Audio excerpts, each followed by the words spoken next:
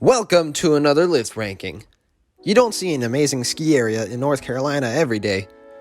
There are only a few other North Carolina ski areas, but they are noticeably smaller compared to Sugar. With 20 trails, 8 lifts, a 12,000-foot vertical drop, and a top elevation of 5,300 feet, Sugar Mountain is the biggest ski area in North Carolina. Now, let's talk about their lifts. There are 6 chair lifts and 2 surface lifts. They have a magic carpet for beginners, a terrain park handle tow, 1 high-speed 6, 2 high-speed quads, 1 fixed grip quad, and 2 doubles. As usual, we'll be talking about the chair lifts.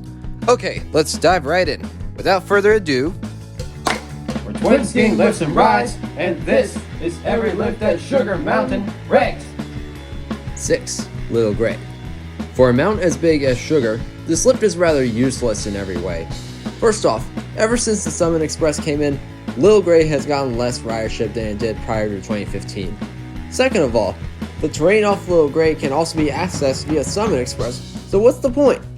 On the other hand, they may have decided to keep this lift in case Summit Express goes down, but even then, this lift just feels lost in the crowd. 5. Gunther's Way. This is not necessarily a bad lift, but it's more of a wasted opportunity. Parts of this lift came from the old Summit 1 chair. It starts at the top of Easy Street and ends where the Summit doubles used to end. Once again, Gunther's Way's terrain is accessible from the Summit Express, leaving this lift redundant. Then again, it can be useful if Summit Express goes down, but seriously, give your lift some love. Don't just leave this lift hanging when you know you have a good backup opportunity should Summit Express get crowded. 4. Easy Street. This is one of the nicer beginner lifts out there. It makes sense because when you have longer load intervals, it gives beginners more time to get to the loading zone. That's why you'll almost never see this lift run faster than 800 feet per minute.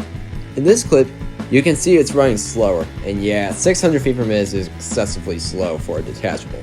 Regardless, this lift was the right choice for Sugar, and it was a huge improvement over the slow double chair. 3. Big Birch. This is not a beginner lift. This lift provides 2 access points, Oma's Meadow and the Big Birch Ski Run. I personally saw this replacement as unnecessary as it has the same capacity as the old triple, but from an operational standpoint, they wanted a reliable and easy to maintain chairlift. Some other nice things about this lift are 1. The chairs are very comfortable. 2. This lift almost never has a line, unlike Easy Street. 3. It may seem counterintuitive, but it's actually a faster way to get to Oma's Meadow. With Summit Express, you have a long traverse to get to Oma's Meadow, but with Big Birch, the pod is just a short ways from the top. 2. Oma's Meadow. Let me just say, if this lift were still that slow double, I probably would not have lapped this pod as much as I did with the high-speed lift. This lift is a huge game changer for Oma's Meadow, as it means quicker laps and more laps to do at one time. I was really struggling between this and Summit Express, but I decided to put Oma's at number 2 for one thing. It only serves 1 trail. That's it. Now don't get me wrong, this trail is fun, but it would have been nice if there was one more trail for variety. I can see why there's only 1 trail, there's not enough space for another. Oh, and one more thing, check this out. The old Oma's double has been sitting in a parking lot ever since it got removed. It's clearly in a sad state of affairs. Here's to hoping that it gets a chance for a new life at another ski area. Anyway, let's move on to number 1. 1. Summit Express. I think you knew this was coming. This is the heart of Sugar Mountain, serving almost every trail from top to bottom. This lift cut a 15-minute ride to the top into just a 5-minute one. Another bonus? The new lift ends higher than the old doubles, so you really have some leg room once you get off. Something interesting about this lift is that it's designed to hold gondola cabins, but they never got around to fully converting this into a gondola. Not sure why. Anyway, this lift was a huge game changer for Sugar. The top to bottom skiing is phenomenal with so many different routes to take. Granted, only 1 route was open during my trip, but come on, you have the famous Gunther's Way run, Tom Terrific, Boulder Dash, and the only double black diamond in North Carolina called Whoop-de-doo. This lift is truly a masterpiece.